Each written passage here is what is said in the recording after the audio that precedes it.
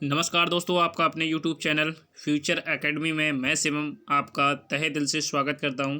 आज मैं आपके लिए फिर से लेके आया हूं क्वेश्चन, साइंस के क्वेश्चन। मैंने आपको 200 जो क्वेश्चन है वो कंप्लीट करवा चुका हूं, तो आज मैं 200 के आगे क्वेश्चन करने वाला हूं। तो चलो स्टार्ट करते हैं, शुरुआत करती है। तो अभी तक आपने क्लास को शेयर नहीं किया, क्लास को शेयर कर दीजिए। चैनल को सब्सक्राइब नहीं किया, चैनल को सब्सक्राइब कर लीजिए। और वीडियो को लाइक नहीं किया, लाइक कर दीजिए। तो शुरुआत करते हैं। सबसे पहला क्वेश्चन, मैं इसी क्वेश्चन को दोबारा से रिपीट कराता हूँ।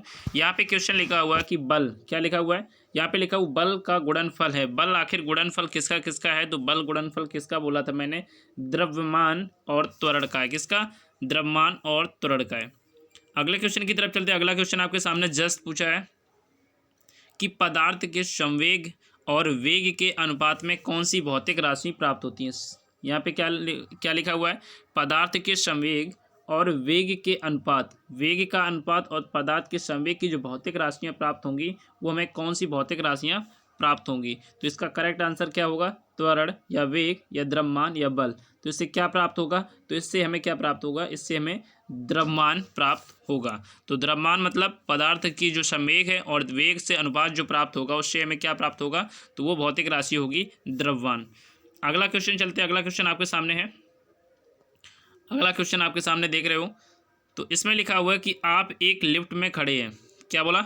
आप एक लिफ्ट में खड़े हैं। लिफ्ट के फर्श पर आपके भार द्वारा लग रहा है। मतलब आप एक लिफ्ट में खड़े हैं तो लिफ्ट के फर्श पर आपके भार द्वारा आपको क्या अनुभव हो रहा है, आपको बताना है कि आपको क्या अनुभव होगा। तो यहाँ पे ऑप्शन आपके सामने दिए हैं। लिफ्ट के 9.8 मीटर सेकंड के त्वरण से नीचे आते पर शून्य होगा। क्या 9.8 मीटर पर सेकंड के स्क्वायर के स्पीड से यदि आएगा तो आपका त्वरण से आएगी तो इससे क्या होगा? आपका भार शून्य मतलब होता हुआ प्रतीत होगा। फिर लिखा लिफ्ट के 9.8 मीटर पर सेकंड के स्क्वायर से त्वरण से ऊपर जाएंगे तो शून्य होगा। या इसमें बोला कि किसी भी दिशा में जाएंगे तो शून्य होगा। या लिफ्ट के त्वरण की दर बदलने से ही प्रभावित होगा। तो बताइए कौन सा आंसर होगा? तो इसका करेक्ट आंसर क्या है कि लिफ्ट से यदि आप 9.8 मीटर पर सेकंड के त्वरण से यदि आप नीचे आओगे तो आपको क्या होगा? आपको अपना भार शून्य समझ में आएगा। क्या आएगा? आपको भार, जैसे कि लिफ्ट टूट जाती है तो उस समय आपको भार जो है आपका ज़ीरो समझ में आता है कुछ। तो इस वजह से 9.8 मीटर पर सेकंड की स्पीड से यदि आओगे, इस त्वरण से होगा, तो आपका भार आपको शून्य महसूस होगा। चलो अगला क्वेश्चन आपके सामने है। अगला क्वेश्चन पूछा है कि ऊर्जा संरक्षण का आशय है। ऊर्जा संरक्षण का आशय क्या है? ऊर्जा का सृजन हो सकता है, विनाश नहीं। ऊर्जा का सृजन हो सकता है, विनाश नहीं। ऊर्जा का सृजन विनाश हो सकता है। ऊर्जा का सृजन नहीं हो सकता परंतु विनाश हो सकता है। तो इस प्रकार से ऑप्शन दिए और मैं लास्ट ऑप्शन की तरफ चलता हूँ। तो लास्ट ऑप्शन आपके सामने क्या दिया है? यहाँ पे लिखा ऊर्जा ना तो सृजन की जा सकती है और ना ही विनाश। तो करेक्ट आंसर यही है कि ऊर्जा, जो ऊर्जा होती है उसे ना तो बनाया जाता है और ना ही नष्ट किया जा सकता। तो ऊर्जा को हम ना तो सृजन, ना तो बना सकते हैं और ना ही नष्ट कर सकते हैं। ओके, चलो अगला क्वेश्चन आपके सामने है 204। चलो लिखा कि वॉशिंग मशीन का कार्य होता है। कि वॉशिंग मशीन का कार्य क्या होता है? बताइए। वॉशिंग मशीन का कार्य होता है, यहाँ पे लिखा वॉशिंग मशीन का क्या कार्य क्या होता है? यहाँ पे लिखा है अपोहन, अपकेंद्र, उत्क्रम परासरण या विसरण। तो करेक्ट आंसर क्या हो जाएगा इसका? जल्दी से बताइए। तो करेक्ट आंसर आपका हो जाएगा अपकेंद्र। किसके बल पर, कौन से बल पे काम करती है? अपकेंद्रण पे। अपकेंद्र मतलब केंद्र की तरफ, जो इसी वजह से कपड़े जो हैं वो जल्दी धुल जाते हैं, साफ हो जाते हैं। उसके बाद लिखा है मथने के पश्चात क्रीम का दूध से पृथक हो जाने का कारण क्या है? क्रीम मतलब जो आप जैसे मट्ठा होता है तो उसे मथा जाता, मथने के बाद उसमें से जो साड़ी होती है उसी में से घी निकलता है। तो उस प्रक्रिया को हम क्या कहते हैं? ससंजस बल, गुरुत्वाकर्षण बल, अपकेंद्रीय बल या उपर्युक्त में से कोई नहीं। तो करेक्ट आंसर क्या हो जाएगा? वो कौन होता है? अपकेंद्रीय बल। कौन सा? अभिकेंद्रीय नहीं, अपकेंद्रीय बल। कौन सा? दूध से मट्ठा निकालने की जो प्रक्रिया है वो अपकेंद्रीय बल के थ्रू काम करता है। उसके बाद अगला क्वेश्चन आपके सामने। अगला क्वेश्चन बोल रहा है कि दूध को निम्न विधि से एक रूप होमोजिसाइन किया जाता है। मतलब एक विधि से दूसरी विधि में लाया जाता है दूध को, तो उसको कहा जाता है इसकी वसा हटा दी जाती है, इसके बाद लिखा है इसमें थोड़ा सोडियम कार्बोनेट मिला दिया जाता है। इसके बाद लिखा है इसके वसा कणों को सेंट्रीफ्यूज की सहायता से सूक्ष्म आकार में बदला जा सकता है। तो करेक्ट आंसर क्या होगा आपका, इसका जो वसाकरण है वो सेंट्रीफ्यूज की सहायता से सूक्ष्म आकार में बदल दिया जाता है। तो करेक्ट आंसर हमारा क्या हो जाएगा, सी इज द करेक्ट आंसर। अगले क्वेश्चन की तरफ चलते हैं। अगला क्वेश्चन आपके सामने पूछा है कि भौतिकी की किस शाखा में अति सूक्ष्म कणों की चाल का अध्ययन किया जाता है। क्या लिखा है, भौतिकी की किस शाखा में अति सूक्ष्म कणों की चाल का अध्ययन किया जाता है। तो कौन सी ऐसी शाखा है जिससे सूक्ष्म कण जो होते हैं, छोटे छोटे से पार्टिकल होते हैं, उसका अध्ययन किया जाता है। तो इसमें लिखा है पार्टिकल फिजिक्स, फील्ड थ्योरी, उसके बाद क्वांटम मैकेनिक्स, उसके बाद लिखा परमाणु भौतिकी। तो करेक्ट आंसर क्या है, क्वांटम मैकेनिक्स जो है इसके थ्रू हम छोटी छोटी जो सूक्ष्म कण होते हैं उनका अध्ययन करते हैं क्वांटम मैकेनिक्स के थ्रू। उसके बाद अगला क्वेश्चन 208 देख लेते हैं। इसमें आपके सामने लिखा है कि एक बर्फ, क्या लिखा है, बर्फ पानी पर तैरती रहती है। ये क्वेश्चन कई बार पूछा है, 100% आपके एग्जाम में मिलेगा, ये आप नोट कर लीजिए। लिखा है बर्फ पानी पर क्यों तैरता है, मतलब जो बर्फ है आप पानी में डालोगे तो डूबेगा नहीं बल्कि वो पानी के ऊपर ही तैरेगा। तो बर्फ का घन तो पानी से कम होता है, बर्फ में वायु भरा होता है, बर्फ जो बहुत ज़्यादा गहरा होता है, बर्फ का घनत्व पानी के घनत्व से ज़्यादा होता है। तो क्या लिखा है, बर्फ का घनत्व पानी के घनत्व से ज़्यादा होता है। क्या लिखा, यदि बर्फ का घनत्व ज़्यादा होगा पानी का कम होगा तो पानी ऊपर रहेगा, जिसका कम होगा वो चीज़ ऊपर रहेगी। तो इसमें क्या लिखा, बर्फ का घनत्व पानी के घनत्व से कम होता है। तो करेक्ट आंसर हमारा क्या है, दोनों ऑप्शन मिले जुले दिख रहे हैं, ये भी और ये भी। तो पानी का जहाँ भी घनत्व ज़्यादा होगा बर्फ का कम होगा, जिसका भी घनत्व कम होगा वो ऑटोमेटिक ऊपर तैरेगा। तो यहाँ पे लिखा है पानी का जो घनत्व है वो बर्फ के घनत्व से कम होता है, मतलब पानी का घनत्व ज़्यादा होता है अपेक्षाकृत बर्फ की। तो हमारा ऑप्शन क्या हो जाएगा, A is the correct answer हो जाएगा। अगला ऑप्शन देखते हैं, हमें यहाँ पे लिखा है 200 ने लिखा है, यहाँ पे लिखा है कि अंतरिक्ष, क्या लिखा है, अंतरिक्ष यात्री निर्वात में सीधे खड़े नहीं रह सकते, क्योंकि अंतरिक्ष में यात्री जो है अंतरिक्ष में जाते हैं, कोई भी व्यक्ति जो भी जाता है तो वहाँ पे खड़े जो है व्यक्ति, वहाँ निर्वात होता है तो निर्वात में एक व्यक्ति नहीं खड़े रहते। क्यों, क्योंकि लिखा है इसमें वायुमंडल में श्यानता बल बहुत तीव्र होता है, गुरुत्वीय नहीं होता है, सौर वायु ऊपर की ओर बल लगाती है, वायुमंडलीय दबाव बहुत कम होता है।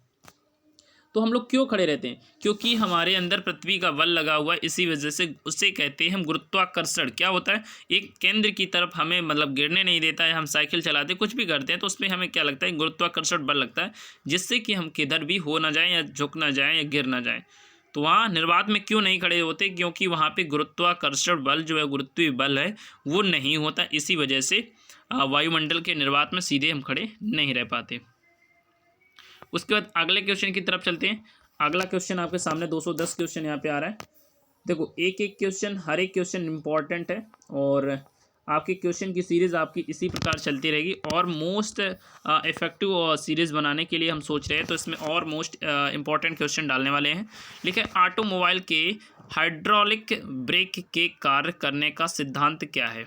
लिखा है ऑटोमोबाइल, क्या लिखा है, ऑटोमोबाइल के हाइड्रोलिक ब्रेक कार्य करने का सिद्धांत क्या है। लिखा है न्यूटन का नियम, आर्किमिडीज का नियम, बार्नौली का नियम या पास्कल का नियम। तो देखो न्यूटन के गति का नियम क्या होता है, क्रिया प्रतिक्रिया मतलब संवेग संरक्षण का नियम, ये न्यूटन के नियम है। आर्किमिडीज का क्या नियम है, जो पानी पे कुछ चीज़ें उन्होंने बताई। तो पास्कल का नियम क्या होता है, पास्कल किसका है, पास्कल उन्होंने अपने दाब का जो मात्रक होता है पास्कल उन्होंने अपने नाम पर ही रखा है। तो पास्कल सिद्धांत होता है, पास्कल दबाव के कारण होता है, तो दबाव लगता है हाइड्रोक्लोरिक ब्रेक में, तो इसी वजह से पास्कल का नियम हो जाएगा। उसके बाद अगला क्वेश्चन देख लेते हैं। अगला क्वेश्चन आपके सामने लिखा है, अगला क्वेश्चन क्या कह रहा है, अगला क्वेश्चन आपके सामने कह रहा है कि लकड़ी लोहे मोम के लिखा है लकड़ी लोहे मोम के समान आकार के टुकड़ों को समान ऊंचाई से पृथ्वी पर गिराया जाता, कौन सा टुकड़ा सर्वोत्तम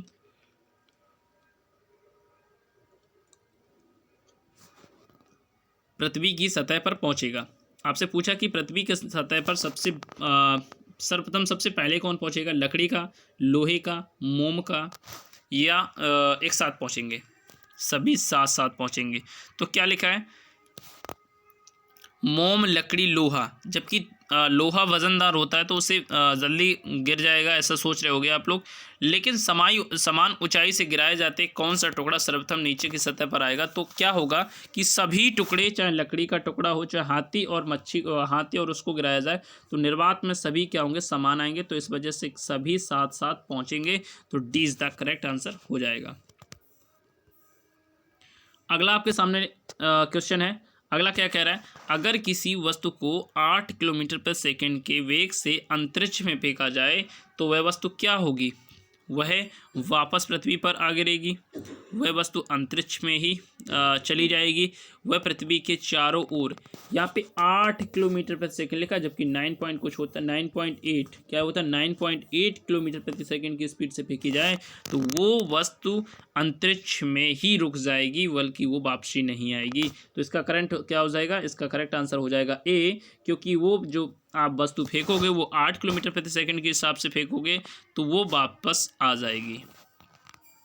उसके बाद अगला क्वेश्चन आपके सामने 213 क्वेश्चन कह रहा है कि पृथ्वी का पलायन वेग क्या होता है? तो पृथ्वी का पलायन वेग, हाँ यही होता है, 9.8 वो तो गुरुत्वीय त्वरण होता है। तो पृथ्वी का जो पलायन वेग है वो क्या होता है? तो 11.2 किलोमीटर प्रति सेकंड के हिसाब से आप यदि किसी चीज़ को फेंकते हो तो ये पलायन वेग होता है, पृथ्वी का पलायन वेग। उसके बाद अगला क्वेश्चन लिखा है आपके सामने, लिखा है किसी बल्लेबाज द्वारा क्रिकेट की गेंद को मारने पर गेंद समतल जमीन पर लुढ़कती है, कुछ दूर लुढ़कने के पश्चात गेंद रुक जाती है, गेंद रुकने के लिए धीमी होती है, क्यों? गेंद जो है वो धीमी क्यों हो रही? 4 ऑप्शन आपके सामने हैं, चारों ऑप्शन मैं आपको दिखा देता हूँ। लिखा है वेग गेंद पर लगाए बल के समानुपात होता है। जो वेग है वो गेंद पर लगाए गए बल के समानुपात होता है, ऐसा कुछ नहीं है। वेग और गेंद पर लगाए गए बल कम होता है वेग की अपेक्षा। इसके बाद लिखा बल्लेबाज ने गेंद को पर्याप्त प्रयास से हिट नहीं किया, गलत। उसके बाद लिखा गेंद पर गति की दिशा से विपरीत एक बल कार्य करता है, गेंद पर कोई असंतुलित बल कार्य नहीं करता, गलत। तो इसका सी ऑप्शन हो जाएगा, गेंद पर गति जो जिस दिशा में कर रही है उसके जस्ट विपरीत एक बल कार्य करता है, इसी वजह से गेंद जो है वो धीमी हो जाती है या रुक जाती है। तो सी इज द करेक्ट आंसर हमारा हो जाएगा। अगला क्वेश्चन आपके सामने 215 क्या कह रहा है? 215 कह रहा है किसी कण, क्या लिखा है? किसी कण को एक वृत्त पर एक समान गति के लिए बाध्य किया जा रहा है। कण की एक भौतिक राशि जो समय के साथ परिवर्तित हो रही है क्या कहलाएगी? रैखिक ऊर्जा। गहराई बढ़ने के साथ साथ गुरुत्वीय त्वरण बढ़ जाता है यदि पृथ्वी एक समान घनत्व के साथ गोला बना रही है। तो इस प्रकार से यहाँ पे काफ़ी ऑप्शन दिए, तो इसका बी ऑप्शन क्या हो जाएगा? ऊंचाई बढ़ने के साथ साथ गुरुत्वीय त्वरण घट जाता है।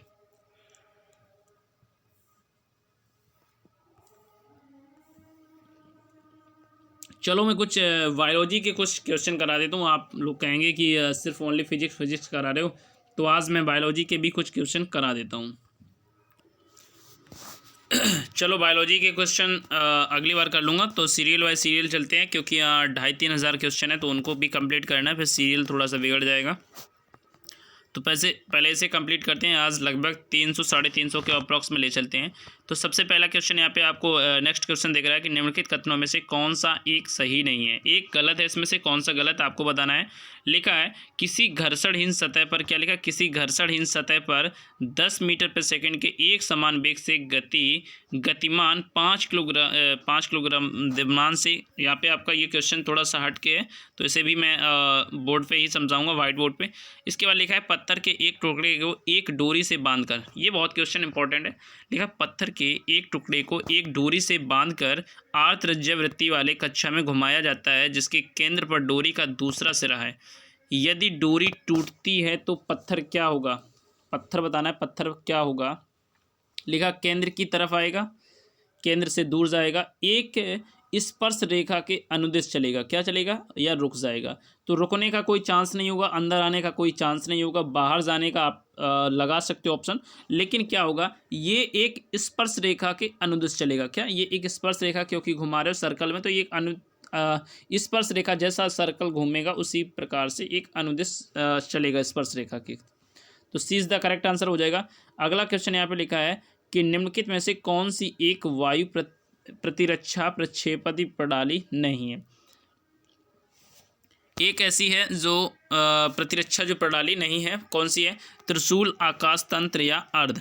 तो क्या है, तंत्र एक आपका नहीं है, जबकि त्रिशूल, आकाश और अर्ध जो है वो आपके वायु प्रतिरक्षा जैसे जिसे बोलते हैं मिसाइल, क्या बोलते हैं, ये मिसाइल के नाम है। त्रिशूल है, आकाश है और अर्ज है, जो तो ये तंत्र कोई भी मिसाइल का नाम नहीं है।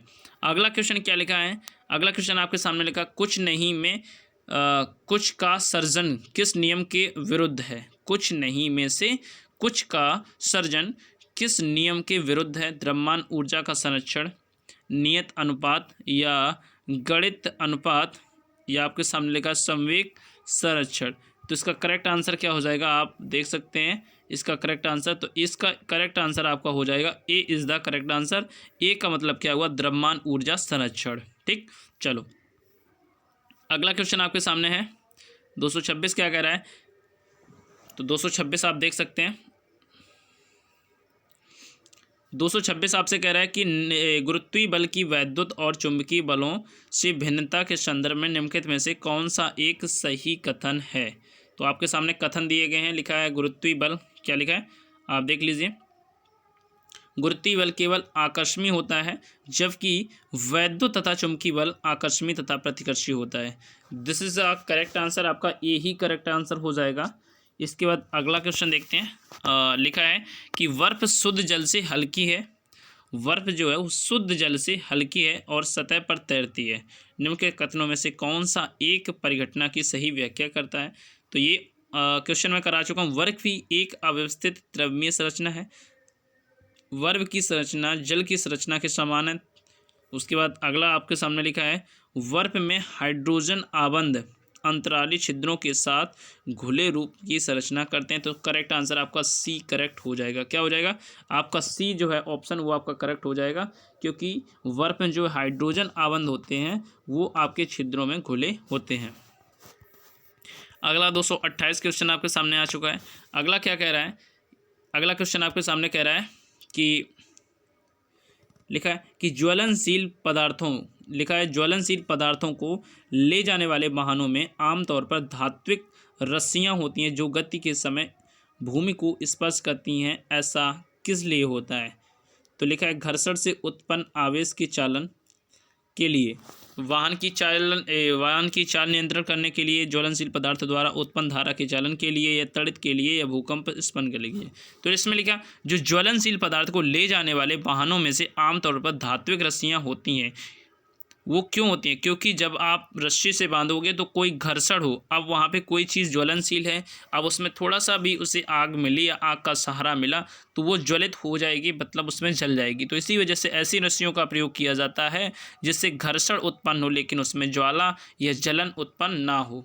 तो इस वजह से घर्षण से उत्पन्न आवेश के चालन के लिए इन रस्सियों का प्रयोग किया जाता है। उसके बाद 229 आपके सामने सवाल लगा है। 229 क्या कह रहा है कि 229 0 डिग्री सेल्सियस पर पारद के, या पारा Mg जिसे बोलते हैं मरकरी, 0 डिग्री सेल्सियस पर पारद के 760 मिलीमीटर कॉलम द्वारा लगने वाला दाब या क्या कहलाता है। लगने वाला जो दाब है वो क्या कहलाता है, वो कहलाता है 1 हेक्टोमॉस्फेयर। क्या कहलाता है, 1 हेक्टोमॉस्फेयर। अगला क्वेश्चन आपके सामने, किसी पिंड को धरातल से 3 मीटर की ऊंचाई तक उठाया जाता है। क्या बोला, किसी पिंड को धरातल से 3 मीटर ऊंचाई तक उठाया जाता है। इसे तब तक एक मेज पर गिराया जाता है जब भूमि तल से 1 मीटर ऊंची इस स्प्रिंग में निम्नलिखित कथनों में से कौन सा एक सही है। आपके सामने कथन दिए हैं तो आपको कथन बताना है। तो ये आपका थोड़ा सा हटके सवाल है, ये भी मैं आपको वाइट बोर्ड पे ही बताऊँगा। चलो अगला क्वेश्चन आपके सामने आ चुका है। अगला क्वेश्चन क्या कह रहा है, अगला क्वेश्चन आपके सामने कह रहा है कि जैसे ही एक स्थिर बस चलना प्रारंभ करती है उसमें बैठे यात्री पीछे की ओर झटका खाते, इसका स्पष्टीकरण क्या है। जैसे ही कोई बस या ट्रेन चली तो आप पीछे की तरफ झुक जाते हो, कभी अनुभव किया आपने, नहीं किया। स्पष्टीकरण किस रूप में होता है। तो न्यूटन के प्रथम नियम, जिसे जड़त्व का नियम कहते हैं। क्या, जिसे हम जड़त्व का नियम कहते हैं, मतलब जब तक कोई वस्तु स्थिर है तब तक वो ही स्थिर रहेगी, जब तक कि उस पर कोई वाह बल कार्य नहीं करेगा। तो न्यूटन का प्रथम नियम। उसके बाद अगला लिखा है इसमें किसी पिंड के संवेग परिवर्तन की दर किसके बराबर होती है? किसी पिंड के संवेग परिवर्तन की दर, तो किसी पिंड के संवेग परिवर्तन की दर जो है वो किसके बराबर होगी? तो वो आपके परिणामी बल के बराबर होगी। किसके? परिणामी बल के बराबर होगी। आपके सामने फिर से एक कथन दे दिया है, तो कथन बताना है कौन सा सही नहीं है। किसी भी पिंड का द्रव्यमान पृथ्वी पर, चंद्रमा पर और रिक्त आवेश या रिक्त आकाश में समान होता है। तो ये तो मेरे हिसाब से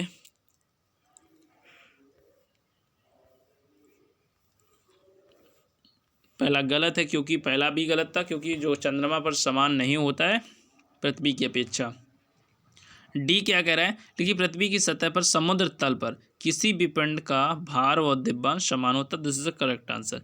इसके बाद 235 आपके सामने लिखा है, न्यूटन के गति के नियम उन वस्तुओं के लिए सत्य नहीं हैं जो कैसी हैं? जो प्रकाश के वेग के तुल्य वेग से गति कर रही हैं। प्रकाश के वेग के समान जो हैं गति कर रही हैं, वो न्यूटन की गति को नियम के वो फेल कर देती हैं। उसके बाद अगला क्वेश्चन लिखा, निम्नलिखित भौतिक राशियों में से कौन सी एक किसी दिए गए तापमान पर सभी गैसों के अणुओं के लिए समान होती है? जैसे एक कौन सी है बताना है। ऐसी एक कौन सी राशि है जिस तापमान पर सभी गैसों के अणुओं के लिए समान होती है? तो क्या हो जाएगा? यहाँ पे लिखे द्रव्यमान, चाल, गतिज ऊर्जा, संवेग। तो इसका करेक्ट आंसर क्या हो जाएगा? गतिज ऊर्जा। अगला क्वेश्चन आपके सामने लिखा है, कोई वस्तु केवल गुरुत्वीय क्रिया के अधीन निर्वात में मुक्त रूप से गिर रही है। निम्नलिखित में से कौन सा एक गिरने के दौरान स्थिर बना रहता है या बनी रहती है? तो क्या हो जाएगा? कुल यांत्रिक ऊर्जा। क्या हो जाएगा? कुल यांत्रिक ऊर्जा। उसके बाद अगला क्वेश्चन आपके सामने है, क्या कह रहा है कि निम्नलिखित भौतिक राशियों में से किस एक ही विमाएँ प्लांक नियतांक एच की विमाओं के समान होती है? तो कौन सी होती है? कोणीय संवेग। उसके बाद लिखा है, भोथरे चाकू से चीज़ों को काटना मुश्किल है, क्योंकि जो मुथरा जिसे कहते हैं जिसमें धार ना हो, तो उससे चाकू से जो कोई चीज़ें हैं, कोई वस्तु है, कुछ भी काटना मुश्किल होता है। क्यों काटना मुश्किल होता है?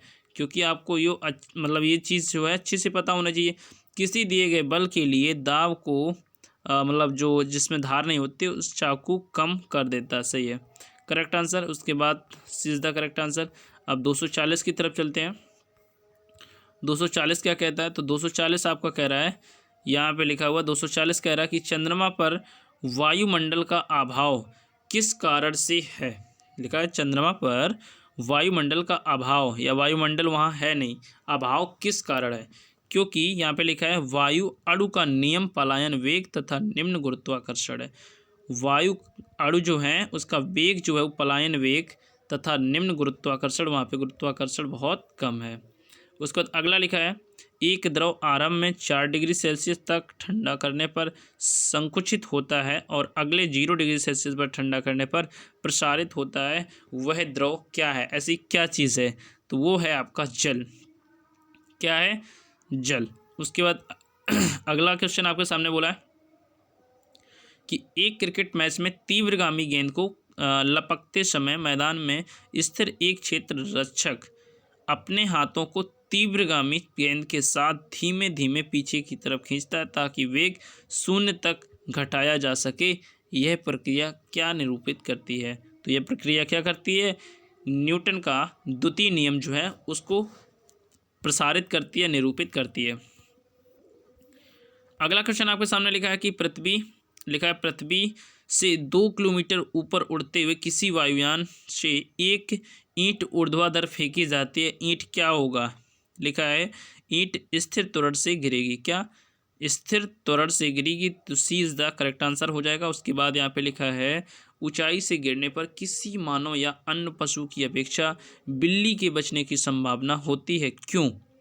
यदि हम या किसी मानव या किसी अन्य जानवर को फेंका जाए तो उसके मृत्यु के जो चांसेस हैं ज़्यादा होते हैं, बल्कि बिल्ली के जो चांसेस हैं, बिल्ली के गिरने के चांसेस बहुत कम होते हैं। तो क्या होगा इसका करेक्ट आंसर? मतलब ऐसा रीज़न क्यों है? ऐसा आखिर ऐसा क्यों? बिल्ली क्यों बच जाती है और हम लोग या अदर जानवर क्यों क्यों मृत्यु हो जाती है? तो लिखा है, बिल्ली तत्काल अपने आप को समायोजित कर अपने चारों पैरों पर भूमि पर आ जाती है और पैरों को मोड़ सकती है ताकि गिरने के संघात को अवशोषित कर सके। तो ये ही करेक्ट आंसर हो जाएगा।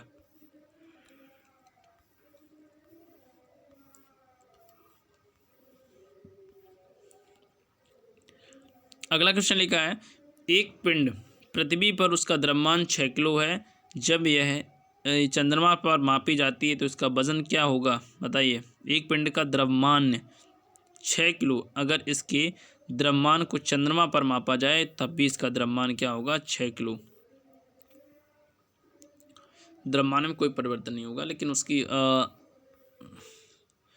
लगभग 1 किलो होना चाहिए। गलत है ये ऑप्शन। लिखा है, जब एक गेंद फर्श पर गिरती है तो उछलित होती है। जब एक गेंद मतलब किसी भी बॉल को या किसी भी गेंद को किसी भी फर्श पर गिराया जाए तो गेंद पुनः उतनी ही उछल जाती है, उससे कम उछल जाती है। ऐसा क्यों?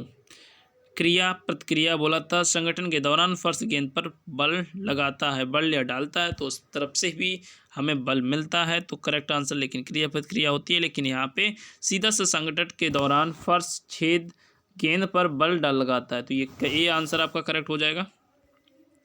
इसके बाद अगला लिखा है 247 लिखा, पृथ्वी के अभ्यंतर में, पृथ्वी के अभ्यंतर बोले तो पृथ्वी के अंदर गहराई बढ़ जाने के साथ साथ तापमान क्या हो जाता है? जितने ही हम अंदर चले जाएंगे, जितने भी हम पृथ्वी के अंदर जाते जाएंगे तो तापमान बढ़ता जाएगा। उसके बाद लिखा है, वर्षा की बूंदें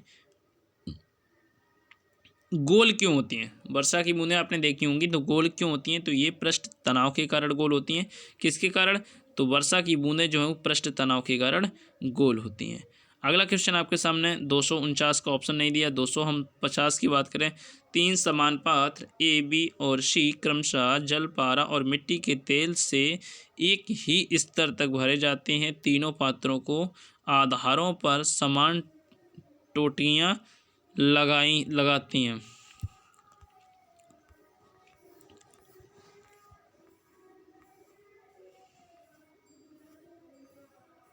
तीन टोटियाँ एक साथ खोली जाएं तो कौन सा पात्र सबसे पहले भर जाएगा?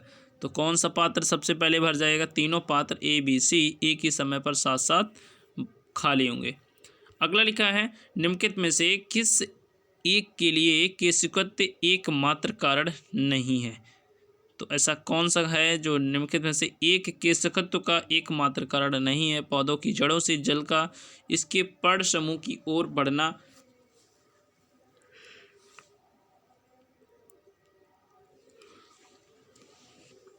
ये केशकत्व का एक कारण नहीं है।